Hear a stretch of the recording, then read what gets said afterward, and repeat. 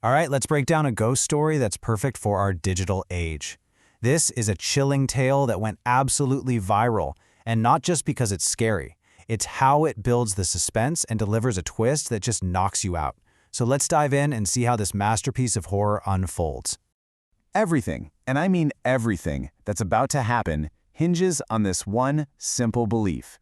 It's the core philosophy of our main character, a famous YouTuber named Swastik. And oh boy, is that belief about to be put to the ultimate test. So let's meet this guy, Swastik. He's the super charismatic host of a YouTube channel called The Night Hunter, and it's massively popular. But here's the thing. He doesn't go to haunted places to find ghosts. He goes there to debunk them. His entire brand is built on being a hardcore rationalist. And this really is his whole identity, you know? He's not just a YouTuber. He sees himself as being on a mission. He'll go to the creepiest abandoned hospitals, the spookiest old forts.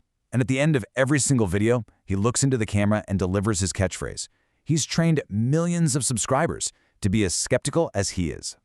Now, every good story needs something to kick it into gear. For Swastik, it comes from one of his own subscribers. He gets challenged to investigate a place so infamous, so wrapped in tragedy, that it's basically the final boss of haunted locations. And of course, being Swastik, he accepts immediately. The setting is just classic horror, and for a very good reason. It's not just some old, dusty building. This is a place that's completely defined by tragedy and loss. The local story is that if you listen closely on a quiet night, you can still hear the children laughing. This is exactly the kind of legend Swastik lives to tear apart. So Swastik gets there, and the first thing he does is what he always does. He hits go live. He greets his fans, his night hunters, with that trademark confident grin, all set to spend the night proving that the only things that go bump in the night are, leaky pipes and rats. And his method is key. He's not just running on pure confidence. He uses technology. He sets up these motion sensors all over the building. Any movement, anywhere, and a sensor will let out a beep. It's a really smart way to make his ghost hunt feel like a controlled scientific experiment for everyone watching live. At first, it's easy to explain away. Just before 3 a.m., a single sensor beeps. Swastik just shrugs, probably a rat. Fine. But then, a few minutes later, 3 sensors go off at once. He admits that's a little strange, but he's still cool. Then the temperature just tanks, and furniture starts moving by itself. You can literally feel his rational explanations starting to fall apart. Let's just focus on this for a second. An 8-degree Celsius drop. Indoors. In just a few minutes with no open windows or anything. I mean, how do you explain that? For a guy who lives by logic and data, this is a massive red flag. He is visibly stunned, and he has no easy answer. But here's the most ironic part. His audience, the very people he's trained to be skeptical, they don't believe him. The live chat just starts exploding with accusations. He's faking it. This is just a stunt for more views. They think he finally sold out. And this is just perfect. You have Swastik, Mr. Skeptic himself, forced to defend the authenticity of what's happening.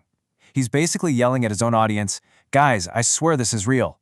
His whole mission is to disprove ghosts, and now he's in a situation so weird he sounds just like the people he usually debunks. Right while he's arguing with his viewers, that local legend comes to life. You hear it, the faint, unmistakable sound of children laughing. He immediately tries to rationalize it. A recording, maybe a prank someone set up, but his voice is shaky. For the first time, we're seeing real fear crack through that confident persona. Then the clock hits 3:33 a.m., the exact time the challenge was named for, the so-called Devil's Hour. And right on cue, his camera feed starts to glitch out like crazy. The screen is just a mess of static and distorted lines. And this is where everything is about to change. He's looking at his own monitor, and through the static, he sees her, a figure standing right behind him, an old woman with burn marks on her face, the caretaker from the fire. He whips around, and there's nothing there. But he looks back at the screen, and she's still there in the footage, just watching him. While he's completely paralyzed by this, a new message pops up in the live chat. It's from his own verified account, Swastik Official, and it says something that makes no sense. Swastik is already dead. His hands are on the camera, so who's typing? His rational brain desperately grabs onto the only possible explanation he has left. It has to be a hacker, some cruel, elaborate prank.